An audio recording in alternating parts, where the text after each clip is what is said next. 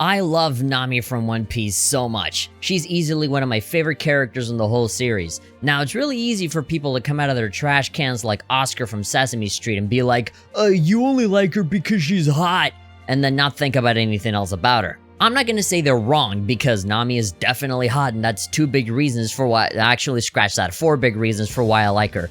But just like the Senran Kagura games, there's so much more to these characters than just how attractive they are. Nami is a very well-written character who has grown, in many ways, to be an irreplaceable part of the Straw Hat crew. She's smart, has a commanding presence, but is still very loving and caring for all of the people that mean the most to her. She can get involved in serious situations, but also take part in the funniest comedy bits as well. And to top it all off, she can hold her own in some fights, despite not having a double fruit or even hockey as far as we know. Though in my opinion, I think Nami has always had some level of hockey, but no one's noticed or pointed that out yet. I mean, for God's sakes, we have a captain that can see the future, but Nami predicts the weather with practically no mistakes ever, and no one is asking any questions? Come on, man, she's got observation hockey of some sort, and it would be really hard to believe that she doesn't. Anyway, back to the video. So with all that said, I wanted to take you all back to the past to play some shady games of suckers, but also to remember when Nami's character was at her very best, from the moment she first appears in chapter 8 of the manga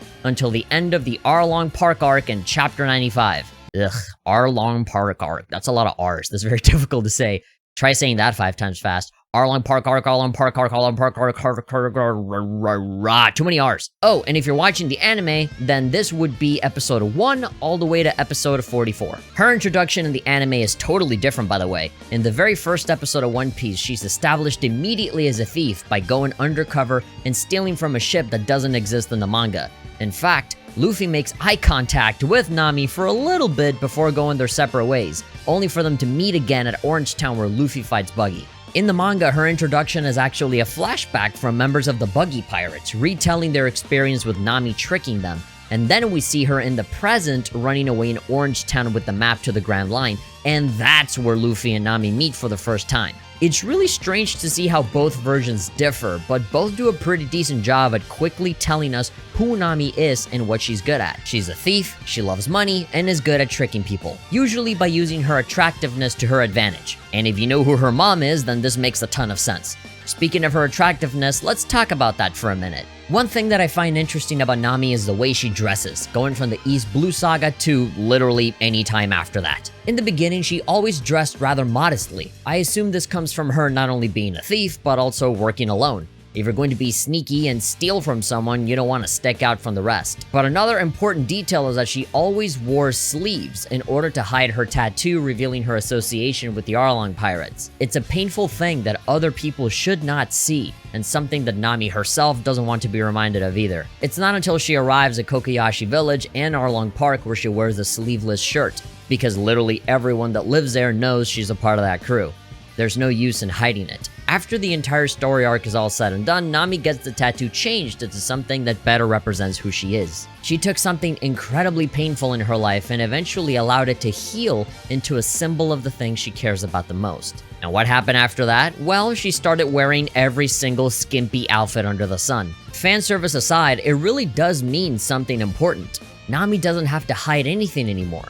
Instead of covering up something she doesn't want people to see while living her life under the rule of a terrible pirate, she's now actively showing off the level of freedom she has and visually demonstrating the control she has over her own life. This also takes the form of telling off anyone that tells her how she should dress. Yeah, there's a joke in there somewhere where she claims it's all about following the fashion, but I rarely ever see any other women in One Piece dressed the same way that she does, honestly. That statement rings about as hollow as every time Nami says that her crewmates owe her money, but we never actually see her bothering any of them to pay the money back. The point that I'm trying to make is that before she would run away, be hidden and not stick out. But now she always sticks out and never runs away from her beliefs and who she truly is. Thanks to Luffy and the Straw Hats, she succeeded in not becoming the thing that she hates, while simultaneously regained the freedom she always wanted for herself and her village. Okay, so I said all of that about Nami involving just her dress code, but we haven't even gotten to the main attraction of the video, which is the time that Nami betrayed the Straw Hats. I say betray in air quotes because she obviously didn't want to do it, but it's clearly not the first time she's done this. We even see this happen in a previous occasion when she teamed up with Buggy for a little bit and then immediately screw him over. Because of the situation that she's in with Arlong, she needs to do everything possible to gain as much money as she can so she can buy back her village from this horrible pirate group. She resorts to stealing and deceiving other pirate groups and making them think that they're friends. Most of the time, the trouble she causes for other pirates doesn't even faze her, since she considers all pirates to be just as bad as the ones that killed her mother. She is effectively otherizing pirates. If you don't know what that means, let me explain. What it means to otherize is to view a person or a group of people as intrinsically different from yourself, usually in a negative way. A good example of this is a certain fishman saying that all humans are inferior because fishmen are clearly the superior race. Or someone saying that because one group of pirates killed their significant other, then all pirates are evil, so they actually deserve to be stolen from. This draws a line between Nami and everyone else. It's a mental trick to convince herself to not feel bad for any of these people that she's betraying, and to a certain extent this includes the Straw Hats. Think about it this way, look at two kinds of people here. Your grandma and some random stranger you find out in public. And now think about the worst possible thing you can say to both of these people. You can call them fat or stupid or that their favorite anime waifu is trash, whatever you want. But the next question now is this. If you had to insult one of them, who would it be? Now, unless your grandma is totally evil and you actually hate each other, then maybe you'll insult them, but I expect the vast majority of you to choose the random guy you don't know. Why him? Well, that's because the closer you are to someone, the more difficult it is to hurt them. And on the opposite end, the more distant you are, the easier it is to do or say something terrible to them without feeling bad at all. Your reasoning would be even something along the lines of, whatever, I don't know this guy and he doesn't know me. We'll probably never see each other again after this. And look at how he's dressed, fancy suit with a tie on. This guy's probably rich and living in a mansion anyway. Look at this pompous asshole. And he's a white cis male on top of that, so fuck him. In fact, I remember this one time where a guy that looks just like him told me that Santa Claus wasn't real. Surely this guy must not believe the Santa is real either, so he deserves to be insulted. Do you see the rabbit hole you can get yourself into here? You don't know the guy at all, and at most you had a bad experience with someone similar to him, and you're already coming up with all of these reasons for why it's not a bad thing to wrong this person. In fact, you might even convince yourself that it's actually a good thing to do so. Arlong thinks this way about humans, and Nami thinks this way about pirates. It's sad to say, but on the surface, both of them are really not that different. They both have their biases, and they both use those biases as justification for the bad things that they do. But now, let's move to the flip side and look at your grandma. Would you go through the same process to insult your grandma? Hell no! Unless she's evil. Because you know your family and you're completely aware of how much it'll hurt them if you say awful things to them. Hell, it might even hurt you just as much as it hurts them. And sometimes that does happen in real life. Families disagree, things get a little too heated and someone just blurts out something hurtful and it fucks up everybody. Not just the person you're insulting. This is something that Nami goes through in her childhood as well. After everything Nami has been through, she would never in a million years do anything to hurt her family. If anything, she goes through great lengths to protect those she loves. That's why she lies and steals to begin with. But on the flip side, she has no remorse for all the stealing and deceit she does with pirates. It's no skin off her nose since she's fully convinced that she's doing the right thing. To her, all pirates are that one guy we insulted that we don't feel bad about because we don't know them. Or your grandma, if she's evil. However, all of this starts to change when Nami joins the Straw Hat Pirates. In her mind, this is all business as usual. She's practically starting up the clock to see how long it'll take her this time to do a wrestling match heel turn on them and steal everything they got as like a betrayal speedrun or something. But fortunately, Luffy and the gang are not like other pirates. As Nami travels with them, she gets to know them a little better, see all the good things they do and how much they care about each other.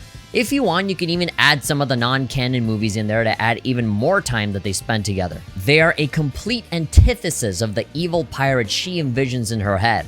The closer she gets to these guys, the more it inevitably hurts when she steals the Going Merry and abandons them at quite possibly the craziest moment in the story up until that point. Luffy is working for Zeph because he damaged the Baratier restaurant, Don Krieg shows up and starts causing trouble, then Mihawk shows up, and to top it all off, Nami and the Merry are gone. She could not have picked a worse moment to screw them over. She continues her journey regretting doing the Straw Hats dirty, to the point that she keeps bailing them out multiple times whenever they show up at Arlong Park. She even hopes that she gets accepted back into the group someday if things work out. She never wanted to leave, but she had to. This was supposed to be just another day where she stole from pirates, but instead, she discovered something entirely different.